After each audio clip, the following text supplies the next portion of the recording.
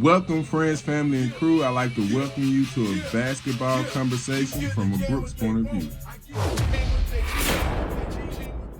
I'm your host, Antonio Brooks. I'm just going to be talking to you about a couple of basketball topics. I'm not a beat writer or old basketball player. I'm just a guy that likes talking about the game. I'm passionate about it, and I kind of want to give back to it with my experience of just watching it over the years. Today, I'm going to be talking about something that a lot of people are not really talking about. NBA to IBA.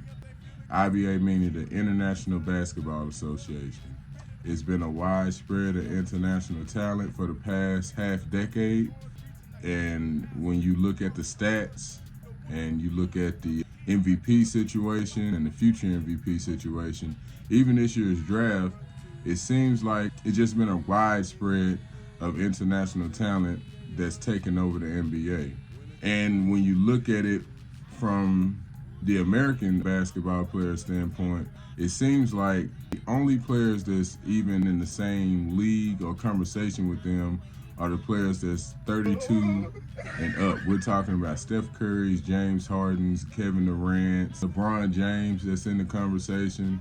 But it's not a lot of young players that's 25 and under that's in the conversation of Joel Embiid, Nikola Jokic, Luka Doncic, Shai Gilgeous-Alexander, and Giannis Antetokounmpo. When you look at the season leader stats right now, top five, number one is Joel Embiid. He's averaging 34 minutes, 35 points, 11 rebounds, 11.3 assists. He has a 39 efficiency rating, and that's really good right now. That's number one in the league. Number two, you got Luka Doncic.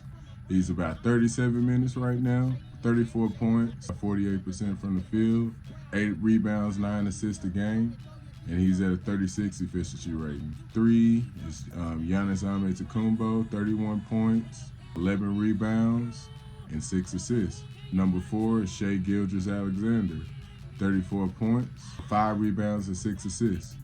So this top four, you don't get an American player until you get to Kevin Durant. Like I said, that's an older player. You've been watching him for a long time, and he's averaging about 28 points, 5 assists, and 6 rebounds. After that, you got Donovan Mitchell at 6, Steph Curry, Devin Booker, De'Aaron Fox, Trae Young. The last guys to win MVP are Joel Embiid, Nikola Jokic, Giannis. Then after that, the last American player to win MVP was James Harden. Then you had Steph Curry. Now, when you look at that from that point of view, you have a lot of MVPs for the past 5 years that has been international players. And the last American-born MVPs to win this award are 32 and up. It may not be at an alarming rate right now, but when you look at it right now, you're talking about 4 or 5 years in a row of an international player winning MVP. And that is unheard of. That has never been done before in the NBA. And when you look at it from this year, you can kind of predict that an international player is going to win MVP race this year right now. The only people that's in the conversation is Joel Embiid and Luka. And you got Shai Gilgeous-Alexander, Giannis Antetokounmpo.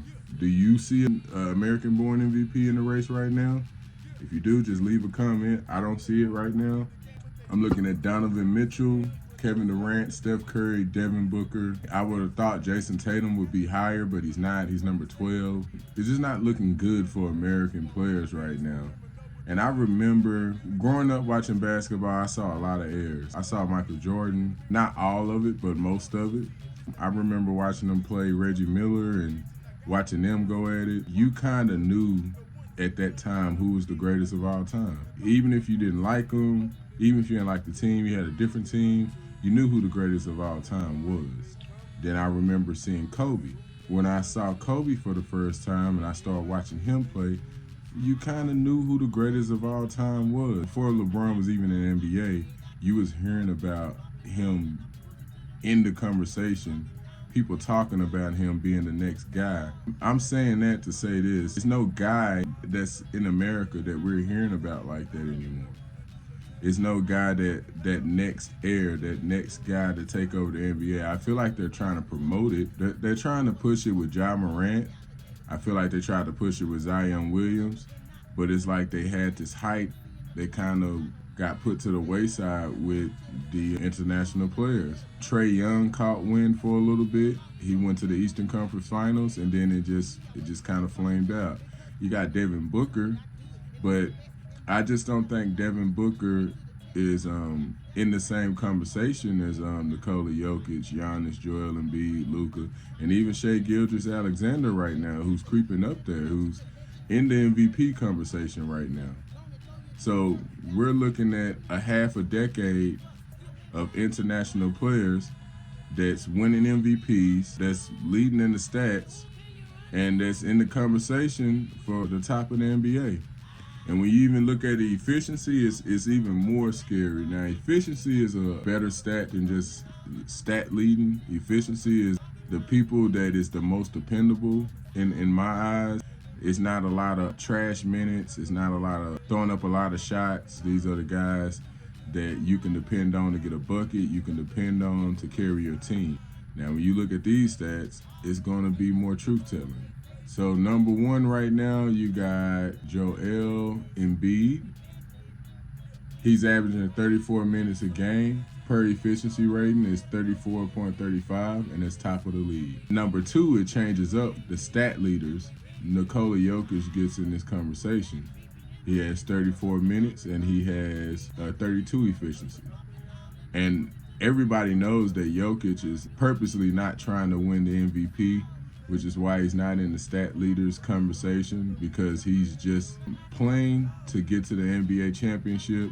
He doesn't care about winning the accolades, MVP. He can win MVP back to back to back to back to back, and not too many people could do anything about it. He's that dominant.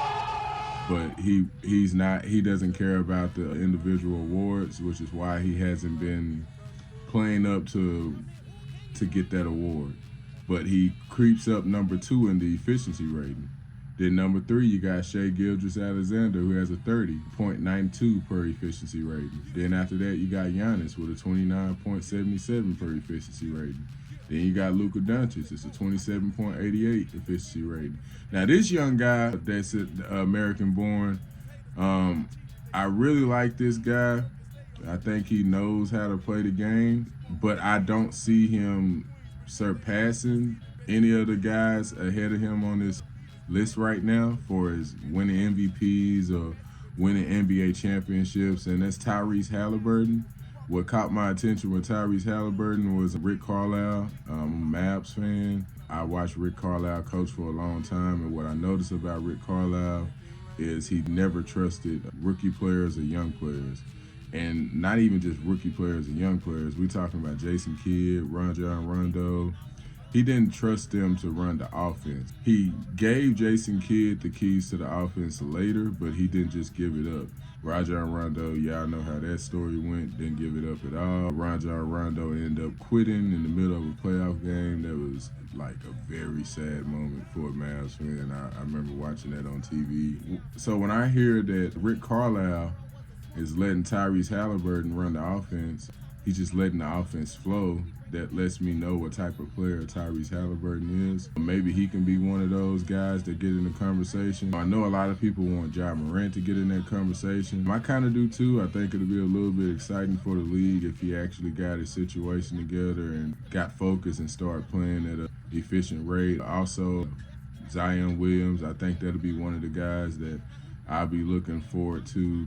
These guys got to step up, basically.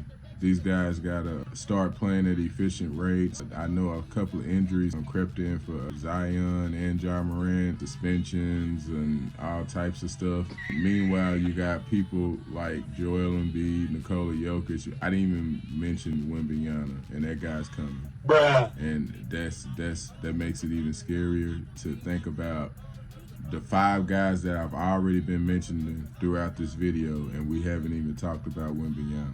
Think about that. Do we have to mention Sabonis?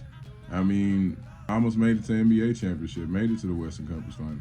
So you just got this influx of international NBA talent that in my eyes, is taking over the NBA, and I feel like the NBA doesn't talk about it because they don't want to eat the crow.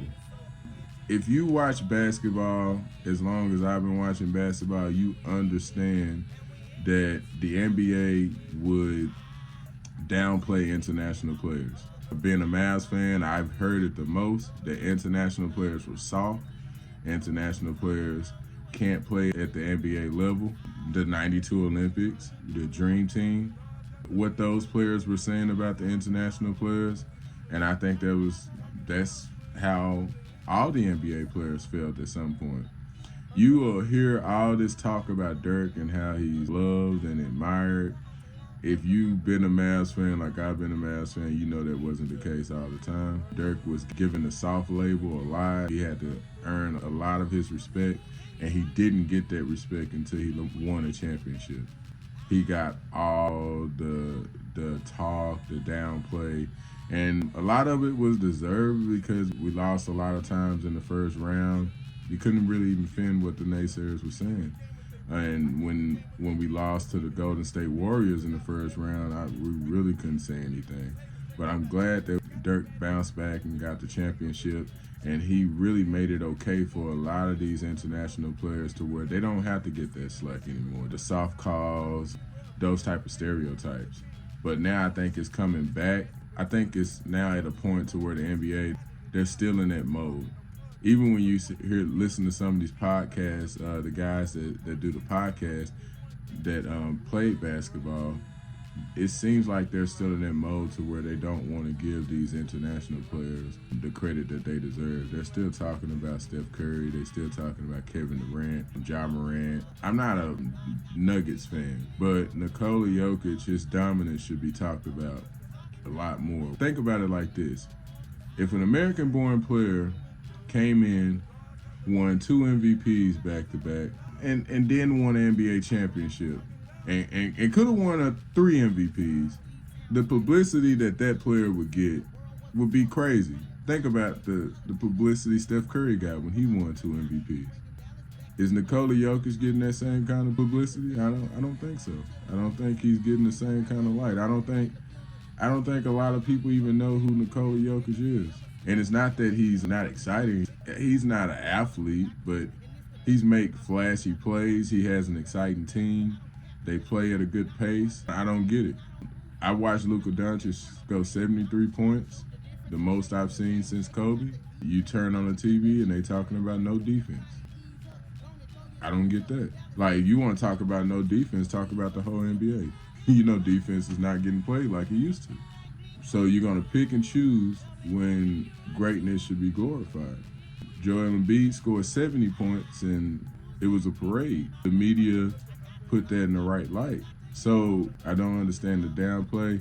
It doesn't even look like that it's going to be anybody soon to get in the conversation with these guys. Jason Tatum is a really good player. I don't see how you confidently put any American-born player in the conversation with these guys. I feel like they're in another conversation. They're on top of their class. I feel like it's that class, and then it's like a class up under them that you can put Jason Tatum in, Devin Booker in. It's just not that many comparisons. Okay, let's talk about the last MVPs, last 5 years. You got last year was Joel Embiid. It could have been Jokic. It could have been easily Jokic, but I'm glad Joel Embiid won. The year before that, you got Nikola Jokic. 21-22. 2021, you got Nikola Jokic. In 2019, you got Giannis. And then 2018-2019, you got Giannis. And like I said, the last American-born player to win Most Valuable Player award is James Harden. Now, the Most Valuable Player award mean championships? Not necessarily, but it speaks about who's the best player in the NBA. That says a lot. And when you look at it from this standpoint, it's never happened like this. I can go back. The last international player to win the MVP was Dirk Nowitzki back in 2007. And then you got Steve Nash back to back. And then after that, You got a 10-year gap, then Akeem Olajuwon won it back in 93 and 94. We're looking at a half a decade, and it's just international players winning. So we have to really dive into why that is happening. Why is international players starting to take over the NBA? Is it we're not teaching our young players the right way? Like, are we not putting them through the tough conditions to really help them learn the game on a level to where they understand it? Because when you watch these international players, it's like they understand the game on a different level. They just do. They're more cerebral in their approach. They're playing chess, and it just seems like our American players are playing like checkers. We're the most skilled. We're the most athletic. We can shoot. We can score, drive to the basket. We got the quickness, the speed, and the length. But it's like the international players, it's like that. Most of them don't have that athletic ability. Most of them are just very skilled and very efficient in what they do. They have the mind for the game. It's not too many American-born players that I can see that can affect the game without scoring. I can name about 3 off the top of my head in the NBA, international players that can affect the game without scoring. They don't make point guards like that in the league anyway. Those Jason Kidds, Rajon Rondos, those guys that really wanted to get their teammates involved. I want to get into why is the international play and the international players outplaying the American-born NBA players. And when you look at it, I feel like it's a lot of hero ball. And I feel like we get trained that through schools, through AAU, and video games, just learning how to just play isolation ball. And I feel like overseas, they're learning the game on a different level. They're playing at a younger age, and they're playing grown men. And the grown men are the second best in the world. It's not our college players, it's the international players that's the second best league. So they're playing the second best talent at a young age and not depending on their athleticism. Because when you think about it, if you get thrown into a league, you're 14, 15 years old, you get thrown into a league with grown men, you're not going to have no physical advantages. So how do you stay on the court? You have to really play the game on a high IQ level. And I feel like these international players have figured that out. They're on another level. Nikola Jokic basically is something we've never really seen before. A center that can run the offense, that you run the offense through, and that forces centers to have to play like they're playing a point guard. So that moves your center up. It's like an awesome universe when you play the Nuggets, because what center right now that do you trust to run with Jokic the whole game while he's running the offense? When a center is supposed to really guard the front court, make sure nothing goes to the basket. Now you're moving this guy up to the top of the key to where anybody can go behind him. Now you got Aaron Gordon taking cuts, dunking to the rim. You got everything behind you. So you're looking at the center that used to have everything in front of him. Now you're moving him up. This is the NBA now. You got someone like Giannis that we haven't seen before. A small forward who can dribble, drive, and just dominate. You can't stop him from going to the paint. Luka Doncic, he plays the game on another level. He manipulates the defense. I don't see a lot of our players that play on that kind of level. The last person I see that play like that is James Harden. I think James Harden manipulates defenses on a very high IQ level. Looking at the stats, it just seems like our American-born players just know how to score. And it's alarming where the situation is going. What do I think needs to change? I think it needs to change from the high schools to the middle schools, elementary schools. We just need to start teaching our kids how to play the game. If not, I think we're going to see this on a wider scale. I may be talking about it a little bit too early for people to see. That's not a prediction. That's a spoiler. 10 years down the line, we're going to probably see a major boom of international stars coming into the NBA. I remember back in the day, you can watch an international team and not see one NBA star on there. Now, if you watch FIBA, on almost every team, you'll see an NBA player, at least one or two. And that Olympics is going to get really, really interesting as the years go on. I could be just over-exaggerating, but the stats, the numbers correlate with what I'm saying, that the international players are basically taking over the NBA. The media is not really covering it, but it should be. And that's my Brooks point of view. Yeah. You give the game what they want, I give the game what they needed.